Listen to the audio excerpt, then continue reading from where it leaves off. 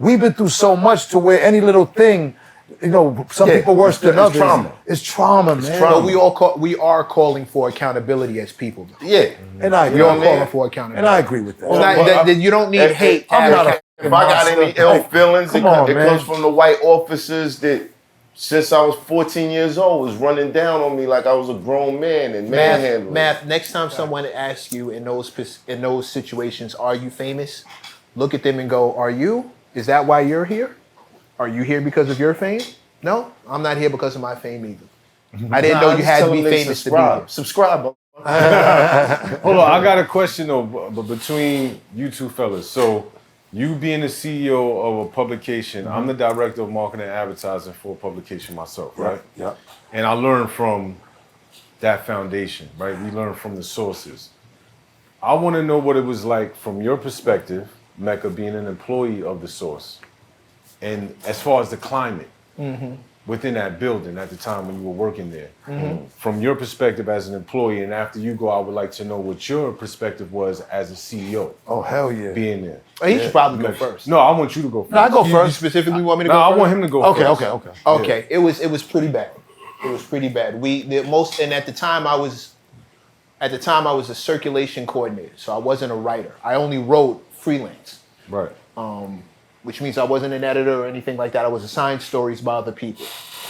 The climate pretty much was, we as employees are being forced into this war that we don't want to be a part of. Because Well, that was the Eminem thing. Yeah. that's what he's But that wasn't the whole. No, you saying the whole. I just want to know the Is that when climate. you Is that the Eminem thing? Yeah. Is that what you wanted to know? But that was that wasn't the whole time. No, of course not. No, Yeah. and I've spoken on this before. Overall, the source was nirvana for a hip hop head. If we stayed extra, we stayed after hours and we got there early because it was just a place to be. It wasn't even about the work at that point. Everybody worked and did their job. But if you had to be there 9 to 5, sometimes you show up 8:30, and we could be there all night.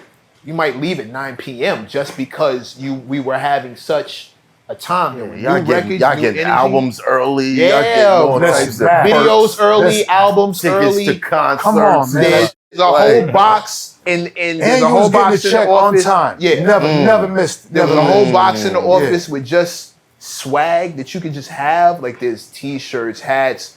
The latest in black fashion would be in the fashion department, and if you borrowed clothes for a shoot and the place didn't want them back, they were just there. And what about all the bad chicks coming to the office? What about that? Nobody cared about me at this, you know. But I'm just saying, we had to come through that. You know what I'm saying? Yeah. Right. There was money everywhere. You know what I'm saying? Yeah, there You was. sound like the Wolf of Wall Street right now. I mean, what it was? Not what? far Are you off. kidding me, Not my far nigga? off. Music everywhere, weed, everything. I mean, listen, women. You know what I'm saying? I bought everybody gold fucking diamond sauce chains and charm bracelets, real shit. Before you from asked, Jakey. I never got one. Real shit. But I don't know why you did it, Mecc. I'm not gonna Because front I was a circulation coordinator. I worked because under you Jeremy work with Miller. Jeremy. I worked That's under J right. Mill. That's right. It was a completely J different Mill. department. Okay, now J Mill out of everybody the source was J Mill was white. So J Mill, and he was like Christian. I believe so. Yeah, you know what I mean? So he was real conservative.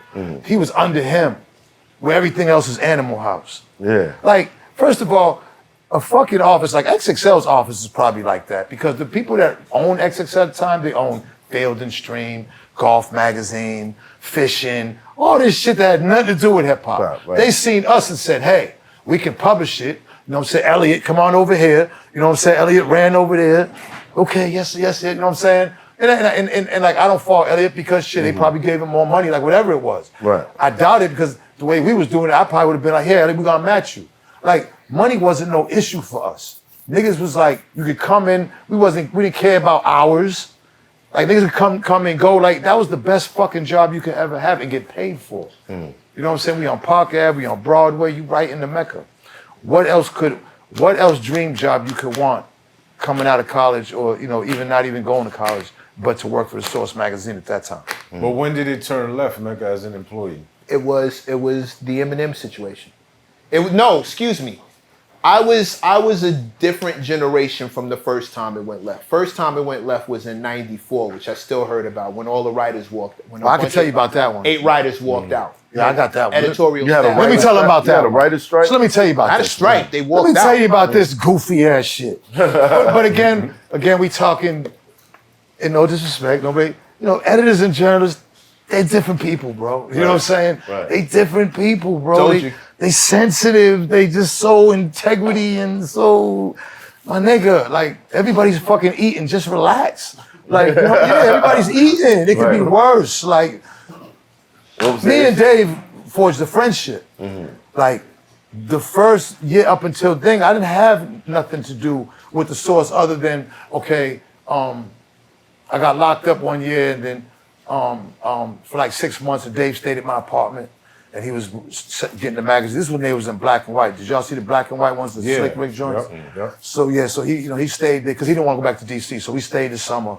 I let him use my apartment, and I basically gave Dave the key to the hood to go over there and get Skippy Whites and niggas fuck with him. Like, so Dave was like really one of the only white kids that niggas was really fucking with, you know what I'm saying, around that time. Right. So us as RSO, we got signed. First of all, we're the biggest group in Boston at the time. All right. We got signed to Tommy Boy Records and had a dope song. We got sued by police and some shit happened because of the song was talking about some dumb shit. We got signed by Flavor Unit. Queen Latifah signed us. Right? Queen Latifah signed us after that. Flavor Unit? Flavor Unit, yeah. Wow. I used to go over there right to the firehouse across there, stay at the it's not there no more, right? You got the Holiday, it was the Days Inn. Right you got the Holland Tunnel, we stayed at the Days Inn. The offices was the firehouse in Jersey, right there in Jersey City, and we were signed. If you go back, they had Roll with the Flavor, we on it, RSO. The only Boston group, everybody else was from Jersey. Might have been somebody from New York. So, I got an ill Freddie Fox story too to tell. I'm gonna tell on here too. Bumpy Knuckles, my brother, but I got it. Because Bumpy was signed too at the time. Right. But, all right, and that's how I did a song with Pac through Bumpy, but I'm gonna go back to that. So, like, my shit was, Dave got some friends, I'm in the streets, you know what I'm saying? I'm doing mad numbers in the streets with Schnapps, and I'm fucking with the Shower Pot Jamaicans. I'm getting money in Boston. Like, you know what I'm saying? One thing about me is I'm from Four Corners. And everybody from old Boston, new Boston, maybe not the young kids, but their fathers and uncles had to tell them. Like, as far as a hustler, oh man, crack, heroin, coke, pills, everything. Like, I was out there 24/7. Like, I was one of them Boston niggas that the Boston niggas came and got their shit from. You see what I'm saying? So, because my father was big, and when he went to fucking the feds, I got all his plugs. It's hot for trapper turn smack rapper. Only smack rapper that you know is smack rappers. Got bars, I can hang with the backpackers.